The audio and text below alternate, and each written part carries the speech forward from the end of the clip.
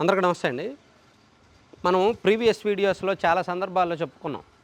రాబోయే ఎన్నికల్లో, ఈ అసెంబ్లీ ఎన్నికల్లో ఒకవేళ తెలుగుదేశం పార్టీ అండ్ జనసేన ఓడిపోతే వాళ్ళు కూటమి అదే పొత్తు బీజేపీతో పొత్తు అలాగే సీట్లు పంపిణీ వ్యవహారమే మొదటి కారణం అవుతుంది అని చెప్పుకున్నాం. ఫస్ట్ రీజన్ అయితే అదే అవుద్ది. ఒకవేళ ఈ ఎన్నికల్లో వైసీపీ ఓడిపోతే, జగన్మోహన్ రెడ్డి గారు ఓడిపోతే, టీడీపీ అండ్ జనసేన కలిపి అధికారంలోకి వస్తే మరి వైసీపీ ఓటమికి ఫస్ట్ రీజన్ ఏమవుద్ది అనుకుంటున్నారు? అది ఫస్ట్ రీజన్ నేను అనుకోవడం వివేకానంద రెడ్డి గారి కేసు అవ్వచ్చు, సునీతారెడ్డి గారు షర్మిలారెడ్డి గారు చేస్తున్న కామెంట్స్ ఎఫెక్ట్ అవ్వచ్చు.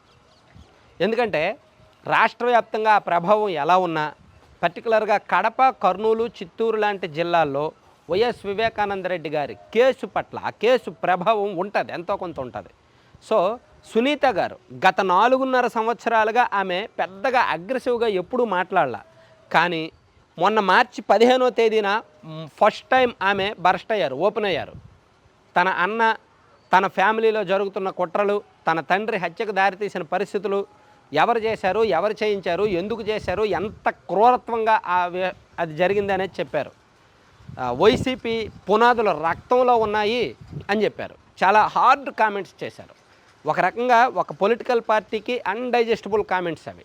సొంత ఫ్యామిలీ మెంబర్ నుంచి ఆ కామెంట్స్ రావడం నిజంగా జీర్ణించుకోవడం కష్టం.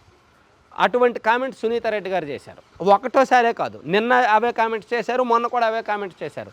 అసలు వైసీపీ పునాదులే రక్తంలో మునిగున్నాయి, వైఎస్ఆర్ కాంగ్రెస్ పార్టీ అంటేనే రక్తంతో మునిగిన పార్టీ అని.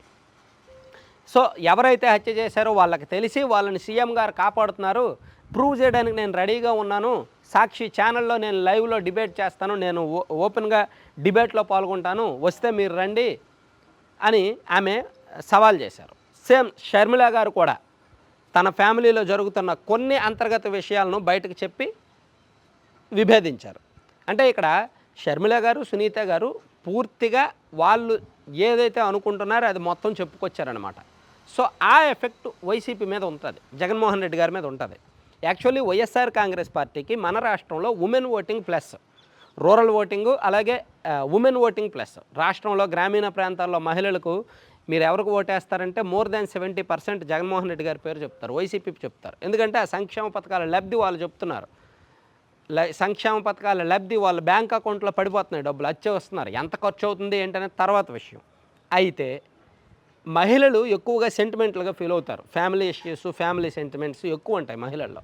సో వాళ్ళని కనుక ఈ వివేకానంద రెడ్డి గారి కేసు మీద ఎడ్యుకేట్ చేయగలిగితే, పర్టికులర్గా రాయలసీమ ప్రాంతంలో ఆ 4 జిల్లాల్లోనే వైసీపీకి బలం, ఆ 4 జిల్లాల్లోని మహిళా ఓట్లే వైసీపీకి ఎక్కువ, ఆ 4 జిల్లాల్లోనే ఈ హత్య కేసును కనుక బాగా మార్కెటింగ్ చేయగలిగితే, సునీత గారు, షర్మిల గారి వ్యాఖ్యల ప్రభావం కనుక జనంలోకి విస్తృతంగా తీసుకెళ్ళగలిగితే ఖచ్చితంగా వైసీపీకి డ్యామేజ్ ఉంటుంది.